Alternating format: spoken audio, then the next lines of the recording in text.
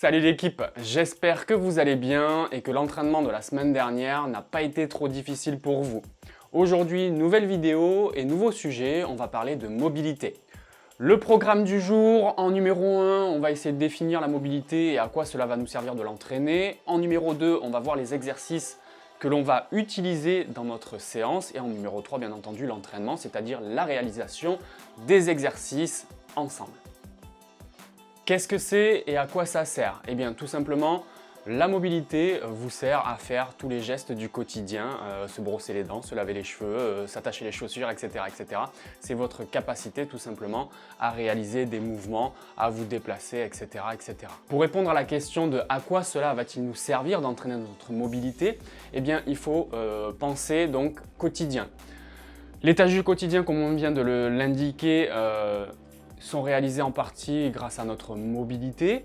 Il faut voir bien plus loin que demain, c'est-à-dire dans 5-10 ans, avec le vieillissement, on a tendance à perdre en autonomie, mais on perd en autonomie parce qu'on manque de plus en plus de mobilité. On a de plus en plus de mal à lever les bras pour, par exemple, se laver les cheveux, de plus en plus de mal de se baisser pour aller lasser ses chaussures, etc. etc. Donc l'entraînement de la mobilité va permettre d'améliorer notre quotidien dans les tâches de tous les jours et bien sûr ça sur le long terme. En second temps, on peut parler d'amélioration du geste sportif ou e-sportif dans notre cas.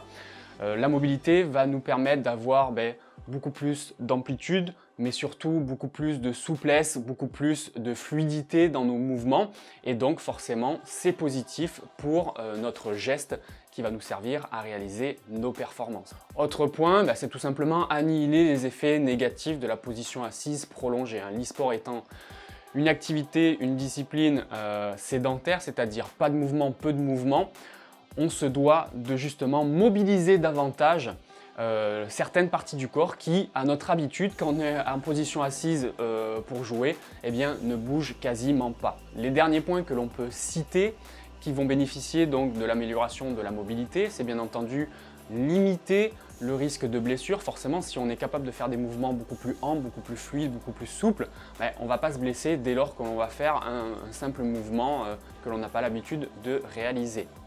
Également, préparer le corps à l'effort, forcément si on fait travailler un petit peu de mobilité au niveau de toutes les articulations qui vont rentrer en jeu dans notre effort futur, ça nous permet donc d'avoir un corps apte à l'effort. Je vais donc vous présenter quelques exercices que je vous conseille de faire régulièrement dans votre semaine afin de justement pouvoir tirer un bénéfice de cet entraînement de mobilité. Les exercices que je vous ai choisis aujourd'hui vont permettre donc d'entraîner la mobilité des parties du corps qui vous servent dans votre geste e-sportif. Donc on va pouvoir améliorer le geste, mais c'est surtout, on va travailler ces parties du corps dans des plans, dans des axes que l'on n'a pas l'habitude de travailler pour justement améliorer la mobilité générale de certaines parties de notre corps. Les exercices, je vous les présente tout de suite. Donc en premier, on aura le chat qui permet donc de travailler la mobilité du dos avec le dos creux, le dos rond. Ensuite, on a rotation de buste, même chose, sauf qu'on va travailler sur ce plan-là. Ensuite, travail des poignets avec un petit accessoire, un ballon ou un pull roulé en boule. Vous allez voir, je vais vous expliquer tout ça. Ensuite, les doigts. On va travailler la mobilité des doigts puisque on a tendance à travailler uniquement sur cet axe. Moi, je voudrais travailler sur d'autres axes, bien entendu. Et le dernier, le bassin. Comme ça, quand je vous demanderai sur d'autres exercices dans le futur de placer votre bassin en rétroversion ou d'éviter le placement du bassin en antéversion, vous saurez de quoi on parle. On se retrouve au sol pour réaliser le premier exercice qui est le chat. Selon votre sol, vous pouvez utiliser donc un tapis ou une serviette afin d'être plus à l'aise pour réaliser l'exercice. L'objectif, c'est pas d'avoir les genoux tout rouges et avoir mal aux genoux si vous êtes sur un sol type carrelage ou voire à l'extérieur sur le goudron. Donc on essaye de choisir une surface stable et bien lisse pour être à l'aise pour réaliser tous les exercices. On commence par le chat. Donc position de départ quadrupédique, c'est-à-dire à quatre pattes. Les mains et les bras placés donc en dessous des épaules et les genoux placés en dessous du bassin. C'est-à-dire qu'on ne doit pas être dans cette position, les genoux reculés bien au-delà du bassin ni dans l'autre sens. Largeur des genoux, largeur du bassin, même chose, on ne fait pas un grand écart américain pour réaliser l'exercice. Et ensuite, donc une fois qu'on est dans cette position, on a le dos bien plat, bien droit. On va chercher à passer d'un dos arrondi à un dos creux. Ok, c'est un peu ce qu'on peut voir, c'est pour ça que l'exercice s'appelle le chat, puisque c'est ce qu'on peut voir régulièrement pour tous les possesseurs de chats. On est parti pour cet exercice pour 15 répétitions ensemble. Donc 15 répétitions, c'est dos creux, dos rond, ça fait une répétition et top, on y va. Même chose, la tête, le regard toujours orienté vers le sol, afin d'éviter de mettre des contraintes supplémentaires au niveau des cervicales. Allez, 5.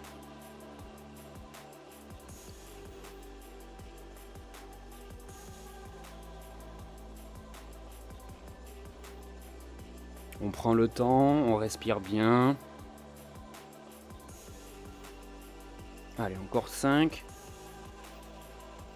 Si vous en faites une de plus ou une de moins, c'est pas trop gênant.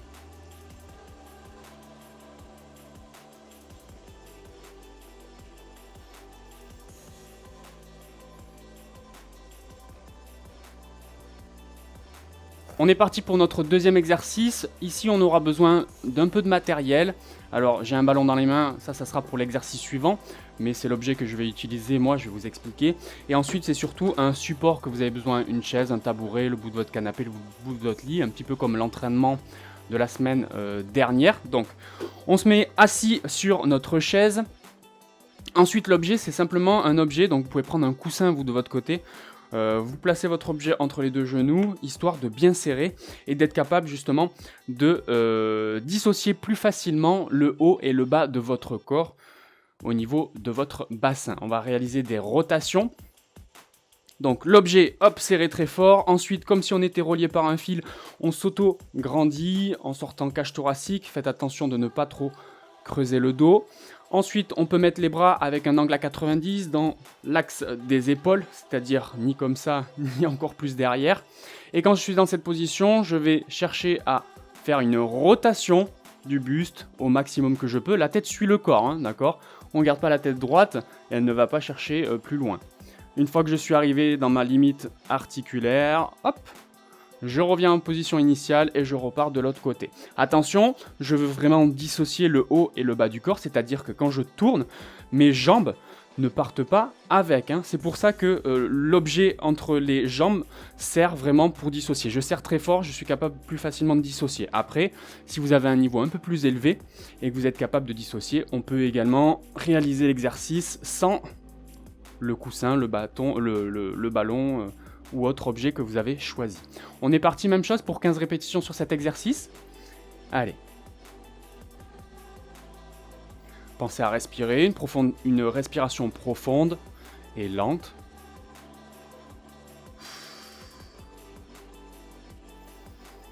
J'inspire lorsque je reviens au milieu, j'expire quand je pars sur le côté. Pas d'à-coups, bien entendu, sur chacun des exercices.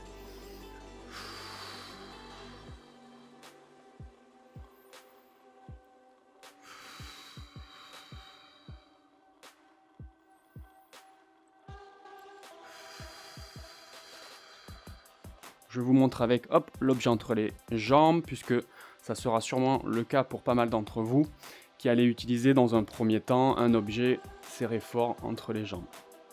N'oubliez pas, on s'auto-grandit toujours, on ne doit pas se retrouver avachi sur notre support, sur la chaise, sur le tabouret.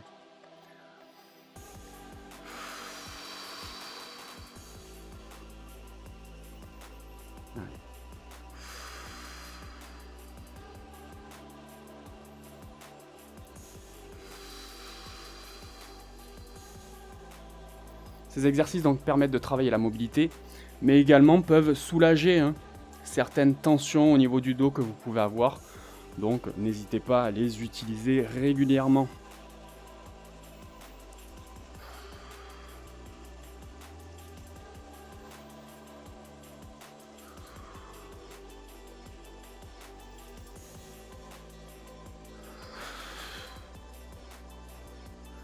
Même chose, tous ces exercices, souplesse, mobilité, etc., on essaye de les faire, de les réaliser dans un environnement calme et non pas bruyant. Vous pouvez mettre de la musique, pas trop forte, qui vous plaît, qui vous convient.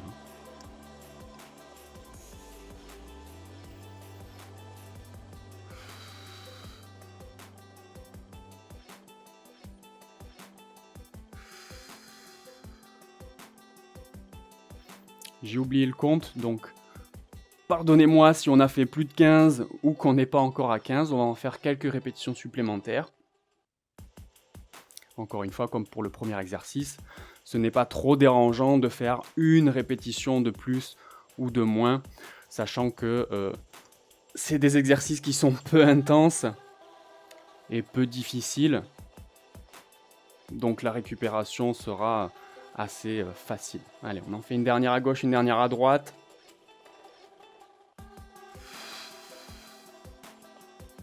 Ok, on arrête là pour cet exercice. Troisième exercice, on se retrouve sur un exercice de mobilité des poignets, et notamment de rotation des poignets. L'exercice est celui-ci. On va faire des rotations avec la main posée sur un ballon d'à peu près cette taille. Donc si vous n'avez pas de ballon à la maison, vous pouvez utiliser très bien un pull que vous roulez en boule. Alors suffisamment gros le pull, sinon ça fait une toute petite boule, histoire d'avoir à peu près une dimension similaire à un ballon de foot, de basket, etc. Donc si vous êtes parent, vous pouvez aller chercher le ballon de votre enfant sans souci afin de réaliser efficacement l'exercice. D'accord, on essaye de se débrouiller avec les outils que l'on a à disposition.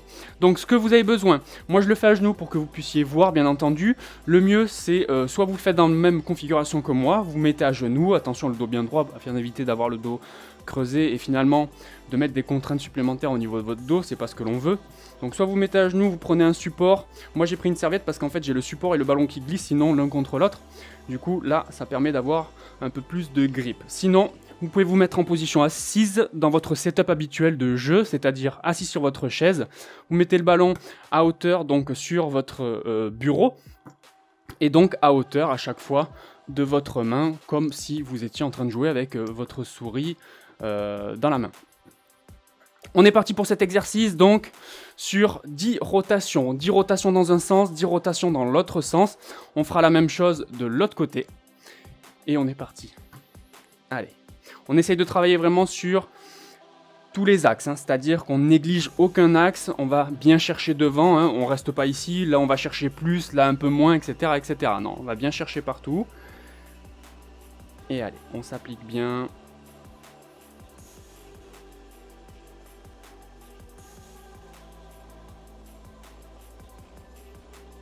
Alors moi j'ai gardé ma montre. Vous pouvez enlever tous vos bijoux que vous pouvez avoir au niveau de vos poignets. C'est hors de question, ça peut parfois un petit peu gêner la mobilité donc sur cet exercice.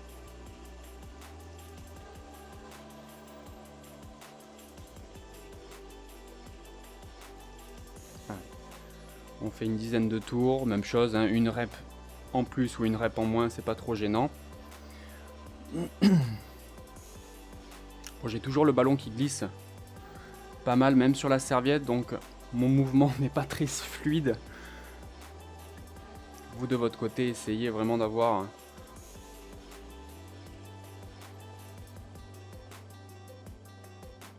un peu plus de fluidité sur le mouvement. Ok, on va changer de sens, on reste sur le même poignet.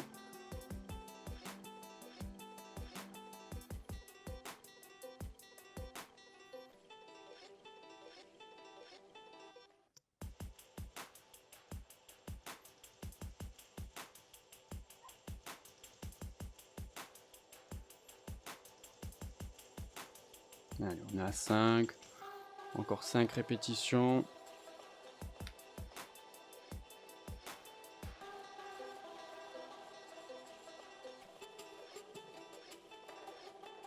Ne vous limitez pas bien entendu à ces exercices que je vous donne, et il en existe plein d'autres. Surtout pour ceux qui sont habitués des kinés, etc. etc. Donc n'hésitez pas à utiliser aussi vos routines, de construire vos routines selon le manque de mobilité que vous ressentez quand vous jouez ou quand vous réalisez encore une fois les tâches du quotidien. Allez, on va changer, on fait la même chose. Je vous donnerai plusieurs séances comme ça de mobilité dans différentes vidéos et surtout on va travailler d'autres exercices ou d'autres axes de travail, notamment par exemple sur le ballon. Là on travaille en rotation, mais on pourrait très bien travailler en flexion et en extension au niveau du poignet, donc devant et derrière. Nous ce qu'on veut c'est qu'on continue les rotations pour le moment. Ça sera l'exercice vraiment d'aujourd'hui. Une dernière encore. Et on change de sens et on aura terminé avec cet exercice.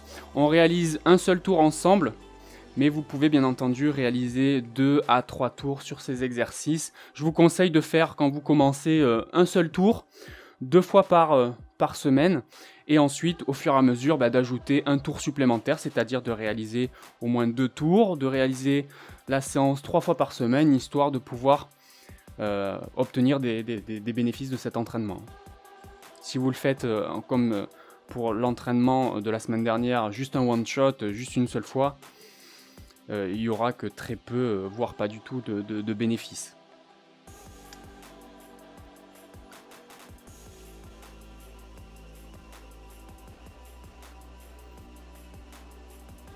Allez, on va faire encore 2 tours sur le ballon et on aura terminé avec cet exercice. Là, avec le ballon de foot, je trouve que ça glisse énormément. J'avais l'habitude d'utiliser un ballon de basket et effectivement, la structure du ballon de basket fait qu'il y a un peu plus de grip, d'accroche. Donc, même chose, à peu près la taille d'un ballon de foot. Mais si vous avez un ballon de basket, je pense que ça sera beaucoup mieux. Bien entendu, le ballon de rugby, ça marche pas. Ok, on arrête là pour cet exercice. Avant-dernier exercice, donc travail de mobilité au niveau des doigts qui peut être en guise d'échauffement également. On va travailler donc les axes qu'on a l'habitude de travailler quand on est joueur ou joueuse clavier-souris, c'est-à-dire flexion-extension. Ok, on peut faire cet exercice. On va faire d'ailleurs 10 répétitions ici, flexion-extension. On peut également réaliser au niveau des phalanges, bien entendu. Flexion-extension au niveau des phalanges. On n'oublie pas également de mobiliser le pouce. Allez, on en fait une dizaine. Hop, on peut reprendre le premier avec le pouce uniquement. Sinon, on va être gêné.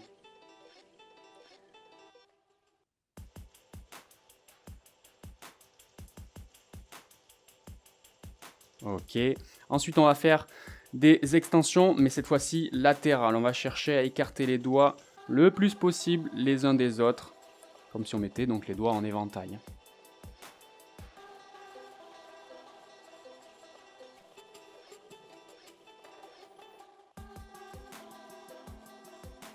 Voilà, là on mobilise les doigts dans un axe que l'on n'a pas l'habitude d'utiliser en étant joueur, clavier-souris ou manette.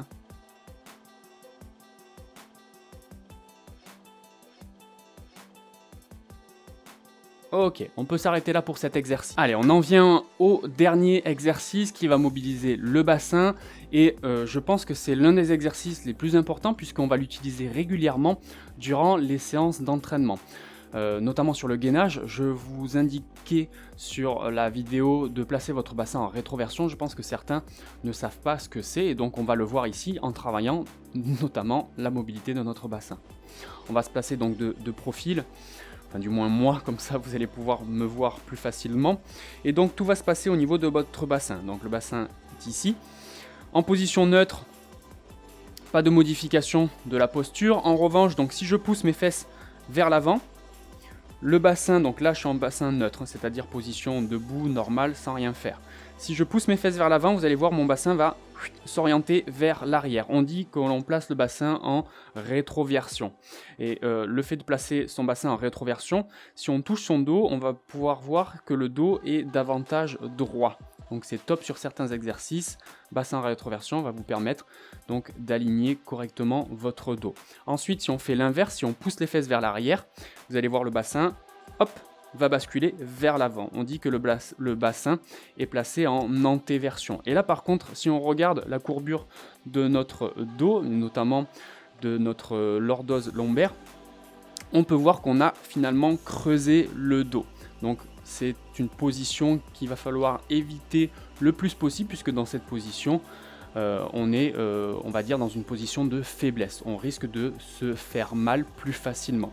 Donc là, sur l'exercice, on va se mettre donc position neutre et on va passer un coup position bassin en rétroversion, puis neutre, puis bassin en antéversion. On va faire à peu près une quinzaine de répétitions et on aura terminé pour cet exercice. Allez, position ici, on va le voir, je mets mes mains ici sur mes hanches, comme ça vous allez voir plus facilement le mouvement de mon bassin. Donc rétroversion, je pousse les fesses vers l'avant, bassin bascule vers l'arrière, neutre, antéversion, neutre, rétroversion, allez, neutre, antéversion. Allez, on continue encore une douzaine de fois. Donc lors des exercices de gainage, quand je vous dis de placer votre bassin en rétroversion, c'est-à-dire qu'il va falloir faire un effort pour, voilà, juste pousser les fesses vers l'avant afin d'avoir le dos bien droit et de rendre l'exercice plus efficace.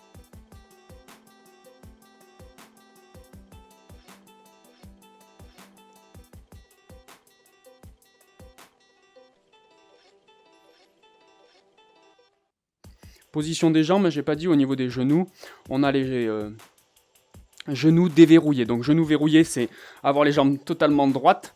Déverrouillé, c'est hop, je plie très légèrement. On est beaucoup plus à l'aise pour réaliser les exercices dans cette position. Et surtout beaucoup moins de contraintes au niveau des genoux.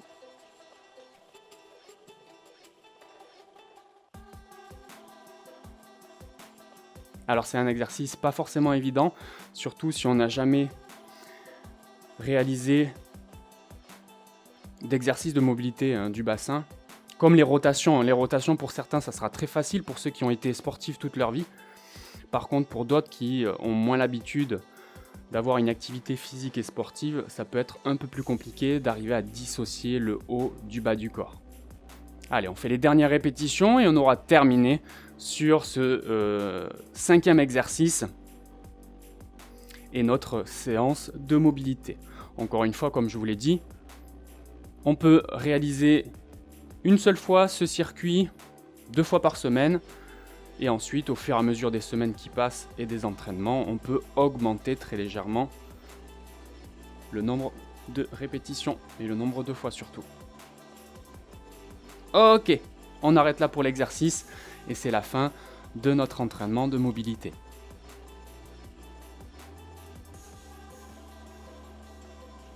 On arrive à la fin de cette vidéo, j'espère que le contenu vous aura plu. Si le contenu vous plaît, pensez à partager, à liker et à vous abonner pour me soutenir.